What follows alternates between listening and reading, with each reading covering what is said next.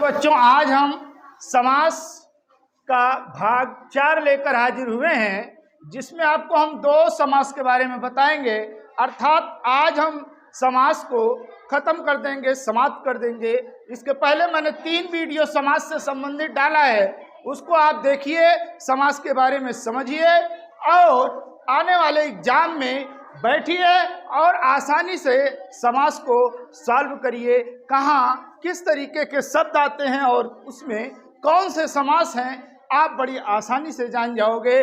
और आज का वीडियो तो और ही रोचक होने वाला है, क्योंकि आज का जो समास के बारे में हम बताएंगे, उस समास में आपको कुछ रोचक तथ्य भी बताएंगे कि कहाँ कंफ्यूजन होता है और बच्चे कहाँ परेशान होते हैं। ऐसे शब्द लेकर मैं आज फिर हाजिर हुआ हूँ और उसका सलूशन भी बताऊंगा कि कहाँ कैसा प्रयोग करने से कौन सा समास बनता है। तो आइए हम कर्मधारय समास यानी 5वें नंबर पे हमने रखा है कर्मधारय समास। इसके पहले 3, 4 या 1, 2 मैं बता चुका हूं। आज 5वें नंबर से शुरू करते हैं और 6ठे नंबर पे आज हम समाप्त कर देंगे।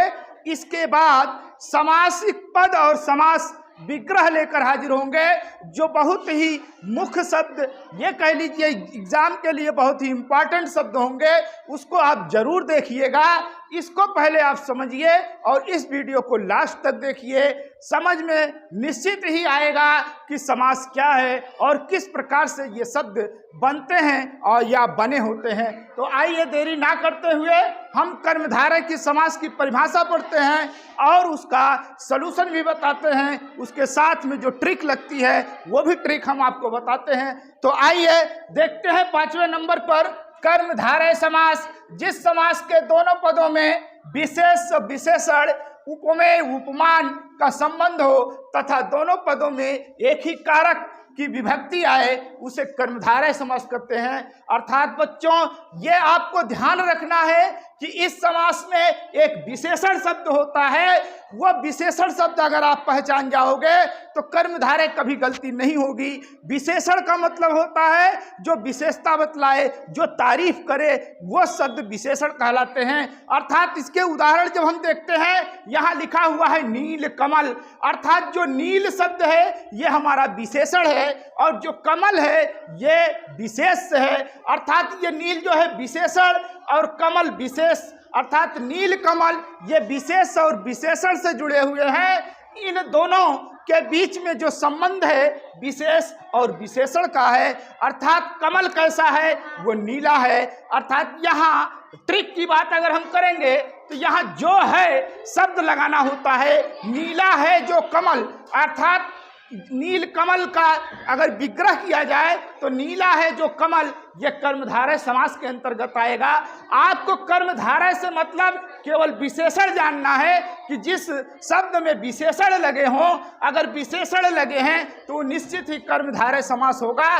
केवल और केवल आप ट्रिक जानते रहिए, जो है शब्द लगाना पड़ता है। नीला है जो कमल, ये कर्मधारय समास।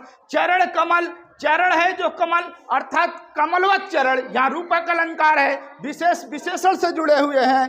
पीतांबर, पीत है जो अंबर, अंबर माने वस्त्र होता है, पीत मीन्स पीला होता है, पीला है जो वस्त्र। महापुरुष, महान है जो पुरुष, ये आपके कर्मधारय समास। यहाँ महा शब्द विशेषण है और पुरुष जो है विशेष है। यहाँ भल मानस, भला है जो मनुष्य, जो आदमी भला है, अर्थात ये भला शब्द जो आया हुआ है ये भी आपका विशेषण का काम करता है। अर्थात इसमें जो है शब्द जोड़ करके हम कर्मधारय समास की पहचान कर लेते हैं। यही इसमें विशेषण की पहचान अगर आप कर लेते हैं ठीक ढंग से तो आप कर्मधारय समास में कहीं भी कोई भी गलती नहीं करते हैं। आइए हम 6 नंबर पर देखें बहुब्रीहि समास क्या है।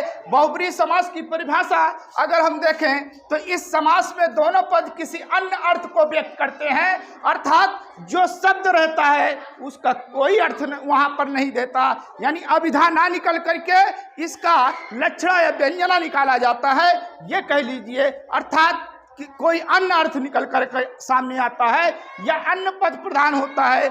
इसमें जो पद दिया हुआ है वो पद प्रधान ना हो करके कोई अन्य प्रधान होता है। जैसे अगर बात करें हम दशानन की, अब यहाँ ध्यान देने की बात है कि ये शब्द आया हुआ दशानन। दशानन कोई इसको कह भी सकता है कि ये द्विगु समास का उदाहरण है, जैसे कि दशानन, इसमें 10 लगा हुआ है, अर्थात द्विगु समास की परिभाषा में ये बताया गया था कि पहला शब्द जो होता है वो संख्यावाची होता है, यहाँ भी संख्यावाची है, लेकिन यहाँ दशानन इसका अन्य अर्थ निकाला जा रहा है। दशानंद का मतलब है 10 है आनंद जिनके, अर्थात रावण हो गया, अर्थात करके कोई थर्ड पर्सन या अन्य अर्थ निकाला जा रहा है। अगर केवल यही कहा जाए दशानन 10 मुख वाला, तो ये आपका चला जाएगा द्विगु समास में। इस प्रकार से गजानन कहा जाए, गज माने हाथी, आनंद माने मुख। गजानन का मतलब हुआ गज के मुख की तरह, अर्थात गणेश जी। और यहाँ हुआ चंद्रशेखर, चंद्रमा है जिसके शिखर पर, अर्थात जिसके सर पर चंद्रमा है, उसे शंकर जी कहा जाता है, अर्थात इसमें अन्य अर्थ निकल रहा है, अन्य अर्थ प्रधान हो रहा है। पीतांबर की बात करें, यहाँ भी पीतांबर है, यहाँ भी पीतांबर है। यहाँ पीला वस्त्र यानी पीला है जो वस्त्र, वो कर्मधारय के अंतर्गत आ रहा है, जबकि पीतांबर पीला है अंबर, जिसका अर्थात श्री कृष्ण की बात की जा रही है। चतुर्भुज, 4 भुजाएं हैं जिसके, अर्थात विष्णु की बात की जा रही, विष्णु भगवान की बात की जा रही। यहाँ पर अगर चतुर्भुज को हम द्विगु समास के अंतर्गत देखें तो 4 भुजाएं, 4 भुजाओं से मतलब ये द्विगु समास है, लेकिन 4 भुजाओं जिसके हैं, अर्थात जब लगा दिया जाता है तो वो आपका बहुब्रीहि समास बन जाता है। इस प्रकार से बच्चों, हमें समास में एक दूसरे के अंतर जानने की जरूरत है।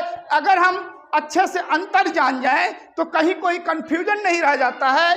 इस प्रकार से अंतर को समझकर अगर आप पढ़ेंगे तो कभी भी समास में फेल नहीं होंगे। कहीं भी कोई क्वेश्चन आएगा तो आप आसानी से उसको सॉल्व कर लेंगे। आइए फिर हमारे चैनल को आप सब्सक्राइब करिए, लाइक कीजिए। धन्यवाद।